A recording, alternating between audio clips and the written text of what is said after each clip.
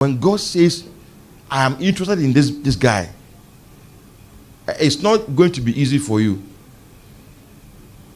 But at the end, it's going to be glorious. But if God says, I'm working on you, God is that thorough and detailed, who will leave no stone unturned. He didn't spare his son on the cross. He made sure he went through everything he had to go through, because he was developing him as a template. If he didn't spare his son, he will not spare you. When the son was trying to convince the father to change his mind, God is not moved by tantrums and moved by your crying, your kicking, your biting. No. After you have finished all that, he will say, let's continue. Where did we stop? You can be kicking and you can be saying all sorts of things. I will serve you again. Why are you so difficult to follow you? And all my things are messed up. Even before I came to Christ, I was enjoying life. And why all these attacks and all that, I won't serve God again. He will just be watching you. They say, oh, poor boy, you don't know. you don't know what is ahead of you. You don't know my plans for your life. Unfortunately, I cannot take you there just like that. You must enter the door, and that door is death. I remember some years ago, in the year, I was in the Western region, and I saw a beautiful place, and there was something like a gulf, gulf between where I was standing and where the place was beautiful. So I said, oh, let me go around the pit and go around it and go and see the place. Then the tour guy said, no, you must go 627 steps down before you can get to this place. I was like, what? So you must descend and go down.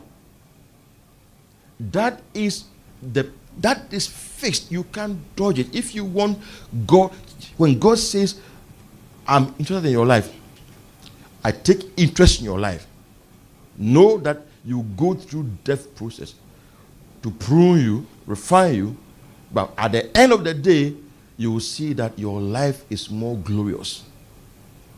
Now, people can decide to take shortcuts. You see, Jesus Christ, the devil said, take shortcuts. Bow down to me, I will give you this. Shortcuts, they will end up becoming longer than it would have taken. And Jesus said, no, I won't bow down. I know how to get the crown. It's to carry the cross. You could have bowed down. He said, bow down to me. No, he said, fall down and worship me. I'll give you all these kingdoms of this world and the glory thereof. And he said, no. The way to permanent glory is death. Except a grain of wheat falls to the ground and dies, it abides alone. So I'll go through the process. And he went through the process. And the Bible says, looking unto Jesus, the author and finisher of our faith, who for the joy that was set before him endured the cross, despising the shame.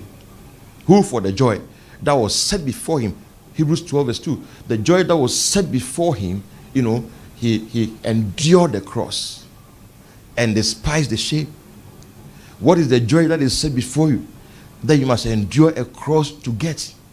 You will not get that crown cheaply like that. Otherwise, you won't even value it. There are many people that can get crowns and they will get it cheaply and they will just lose it cheaply. But with you, that journey to that place that God has earmarked for you, that journey is going to be difficult on the flesh. You are going to have to pay a price for it. At the end of the day, what you are going to get is not perishable, it's permanent, and nobody can take it from you. There are things that nobody can take it from you. When you go through God's process, the death process, and then God puts something in your hand, it is permanent. Nobody takes that thing from you. But if you take shortcuts, it's transient. That's why the devil will offer you shortcuts. Shortcuts. People can say, I want to be famous. They will take shortcut. But God can make your name great. He said, Abraham, I will make your name great. But we don't want that process for God to make our name great. In fact, if God doesn't make your name great, you can't be a blessing to your generation. He said, I will make your name great, and I'll bless you, make your name great, and then you shall be a blessing. In Genesis 12. If he blesses you, then he will make your name great. But you can also say, like people in the Tower of Babel, you can say, let us make a name for ourselves.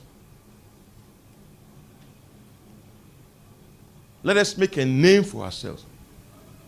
So that was the way of man. You can easily make a name for yourself. He said, come, let us build ourselves a city and a tower whose top is in the heavens. Let us make a name for ourselves. Let we be scattered abroad over the face of the whole earth. So it was human initiative, human effort. We want to make a name for ourselves.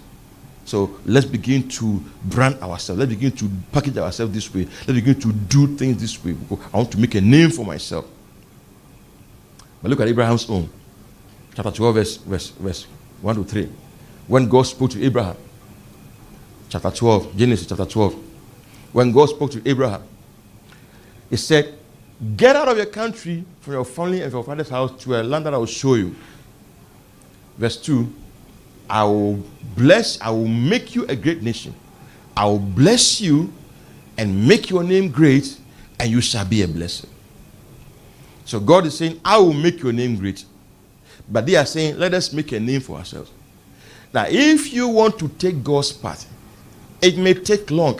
Do you know how long it took for Abraham's name to be made great?